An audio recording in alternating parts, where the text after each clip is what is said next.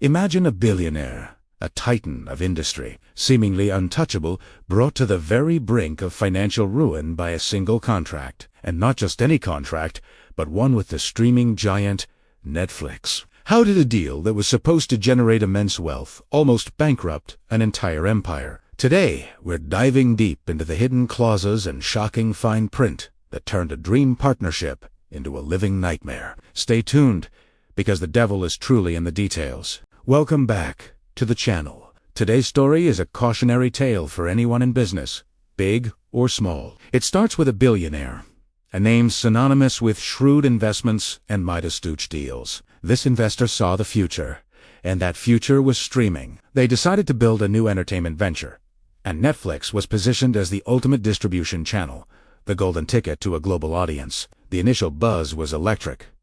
The industry was watching. This was going to be huge. The deal itself was the stuff of headlines. A multi-million-dollar handshake, a massive upfront payment that made everyone's eyes water, and an immense production budget were allocated. It was a sign of confidence, a declaration that this partnership was destined for success. The message was clear: spare no expense, create premium content, and we will all reap the rewards. It was a billionaire's dream unfolding in real time, backed by the biggest name in streaming. And for a while, it seemed like the genius of the deal was undeniable. The first few releases on the platform were met with positive reviews and strong viewership numbers. The valuation of the billionaire's new entertainment company soared. Insiders were whispering about a new media empire in the making. The combination of high-quality production and Netflix's unparalleled reach appeared to be an unbeatable formula. It looked like they had cracked the code. The profits were rolling in,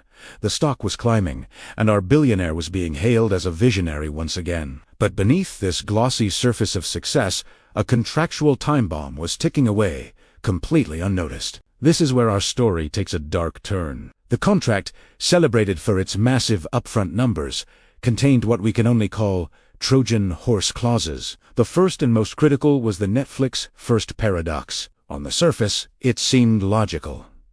Netflix was paying a premium for exclusivity, but buried in the legalese, this clause essentially suffocated all other potential revenue streams. No theatrical releases, no selling rights to other networks in different regions, no merchandise deals without navigating a labyrinth of approvals. The content was locked in a digital vault, and Netflix held the only key. What looked like a partnership was slowly revealing itself as a gilded cage. Then came the performance bonuses versus the penalty traps. The contract was peppered with incentives for creating hit shows. If a series hit certain viewership milestones, massive bonuses would be paid out. It was a powerful motivator. However, the flip side was a series of severe, almost draconian penalties. If content underperformed according to Netflix's internal, and often opaque, metrics, or if a delivery was even slightly delayed, the financial consequences were brutal. These weren't just small fines. They were designed to claw back significant portions of the initial investment, and then some. The generous bonuses were the bait. The penalties were the steel jaws of the trap. Perhaps the most insidious clause of all was what we'll call the intellectual property black hole. The fine print was a master class in legal maneuvering. While the billionaire's company was creating and producing the content, the contract subtly shifted long-term ownership and control of these creative assets to Netflix. Over time, the very IP that the company was built on was being transferred away, piece by piece. They were funding the creation of a library that, ultimately, they wouldn't own or control in the long run. They were building a kingdom on land that was slowly, but surely, being signed over to someone else. The unraveling didn't happen overnight. It was a slow, creeping avalanche triggered by a shift in the market. Viewer habits began to change rapidly. What was a hit one month was old news. The next, Netflix, being a data-driven company, constantly tweaked its own internal content strategy to meet these new demands. Suddenly, the types of shows the billionaire's company had greenlit and were deep in production for were no longer what Netflix's algorithm prioritized. Their entire production slate, once perfectly aligned with the platform's goals, was now suddenly out of sync. They were blindsided. This is when the unforgiving algorithms kicked in. The performance of a show was no longer just about initial viewership. It was about completion rates, user ratings, and how well a show retains subscribers, all measured by Netflix's complex, proprietary metrics. These metrics could change without notice. A show that seemed to be doing well by traditional standards could be flagged as an underperformer by the algorithm. And once that happened, the contractual liabilities were triggered. The bonus incentives evaporated, and the penalty clauses came into full, terrifying effect. What had been a source of potential profit became a source of immediate, unforeseen debt. The financial pressure began to mount. A single delayed production, caused by unforeseen circumstances, triggered a cascade of penalties. An underperforming series, as defined by the algorithm, meant more financial. These weren't isolated incidents. They started compounding. The escalating penalties and spiraling debt created a vicious cycle. The money coming in from the successful shows was being completely wiped out by the losses from the others. Profits turned into catastrophic losses. The dream of a media empire was transforming into a financial nightmare, and the very contract that was supposed to build it was now the instrument of its destruction, threatening to bankrupt its billionaire founder. So, what can we all learn from this incredible story of a billionaire brought to the brink? The first lesson is about the danger of boilerplate language and legal complacency. It's easy to get mesmerized by the big, flashy numbers in a deal. But, as this case shows, even the most experienced executives and their hyper-iced lawyers can be blindsided by intricate legal language hidden deep within a standard-looking contract.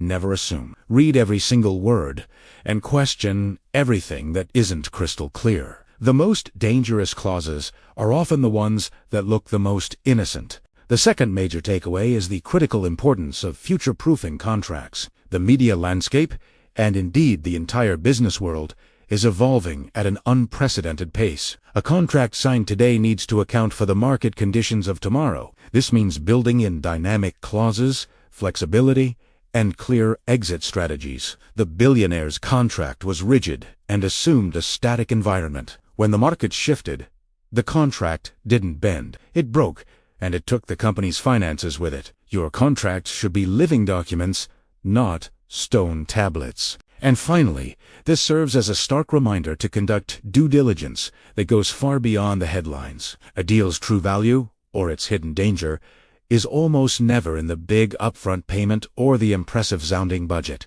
It's buried in the intricacies of ownership rights, the definitions of performance, the penalty structures, and the clauses that dictate control. The headline figures are designed to get you excited. The fine print is designed to protect the other party. Don't let the glamour of a big-name partner cloud your judgment. The real story is always in the details. This billionaire's journey back from the brink is a story for another day. But the lessons learned from their near-disastrous dance with Netflix are invaluable. It's a powerful cautionary tale about the complexities of modern business and the critical need for vigilance. Let's talk about the business equivalent of a prenuptial agreement. When you're about to sign a big deal, excitement is high, and everyone is focused on the upside. But the smartest players are also preparing for the worst. Before your pen ever touches paper, you need a rock-solid strategy for risk assessment. Think of it like this. You're not just planning for success. You're building a fortress to protect you if things go sideways. This means asking the tough questions.